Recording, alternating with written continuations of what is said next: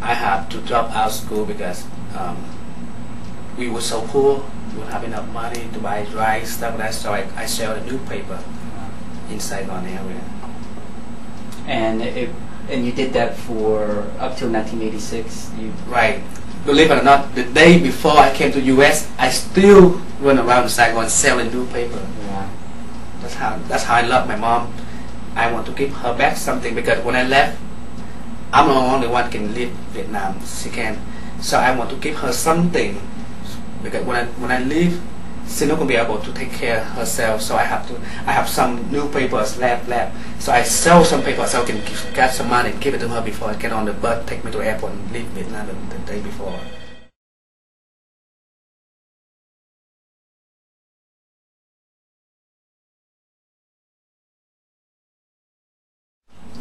When you came to United States, how exactly did you go to the United States? Did you go by yourself or did you go with others? In my house, I go by myself, but when we get on the plane, there's more Amerasian, not just only me, so it makes me feel more comfortable. But each of them are living by themselves. They go by themselves. Were you able to bring your adopted parents to the United States? Well, during that time, the way they work out, just only the Amerasian can go. Then a couple of years later, I fill out a paper that I can both my parents come. So yeah.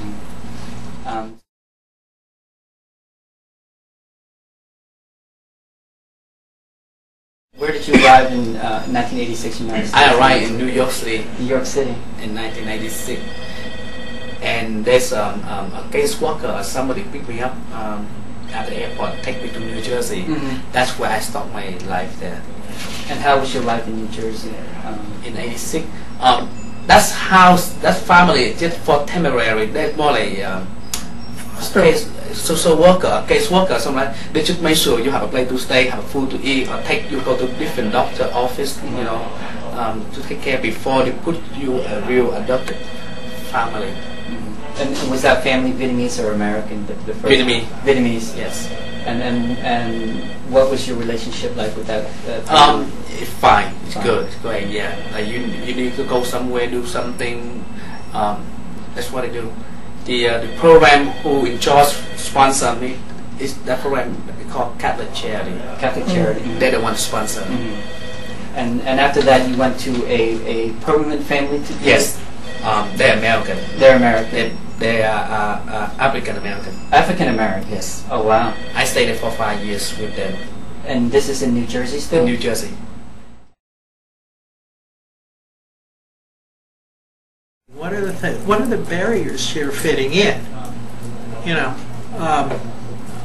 other than the typical, I mean, the first blush answer, I'm sure, is, well, I look different. And that's true of any, you know, subcultural group that comes into America or is forced to migrate, that there's some sense of, you know, you dress different, you look different physically in some way or something like that that sets you apart. But I'm really more concerned with, you know, given that barrier, and that barrier is real and it's a great one. I mean, look at what's happened, you know, the history of the blacks and the history of the Hispanics, and it's all the same thing as far as that goes. But there's also this whole big problem of, well, if you could fit in, what would it look like? And are you capable of surmounting that barrier? What can we do to help you cross that barrier? You know, are there skills just of how people interact? I mean, just such basic things as word choices are a big problem for people coming into a new culture. And being someone who survives in English but has never managed to survive in any other language, I'm really keenly aware of the language barrier. And so you know, and those are my questions that I would be looking at, is what is it they want to learn? Because basically, while people think of behaviorists as working on how to stop something, actually behaviorists are focused on how to acquire skills.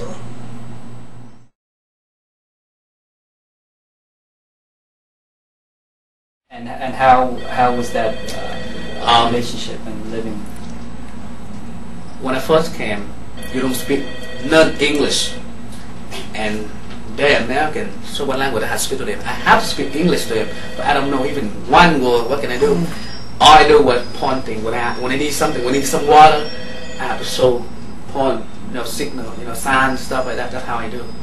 But they hire a tutor, so they help me day by day, like how the little kids learn to spell, learn to speak English.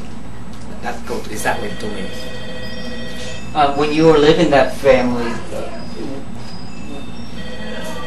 was it reason because there were African Americans that they want to place you in an African American family, or did you have a choice of or they just kind of like, this is the family? And I think the reason they put me there is just because the African American and Amerasian, can be an African American too, so that's why they want you. But yeah, I think that's. And how did the family treat you? Like really good at their own son, because they both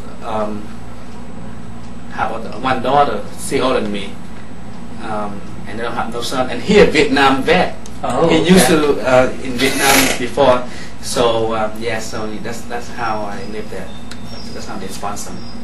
And then you got along with them and very well, very well. I get along with them. I stayed with them for 5 years. What was school like in New Jersey when you lived with that family for 5 years? School like normal. Morning go to school, evening go back home. My parents not home; they were both working. I'm home alone, and like 5, 6 o'clock in the evening, that's when my sister come home from school. Then later on, my mother come home. Then my dad he come home late, like sometimes 10, 11 o'clock at night. Yeah.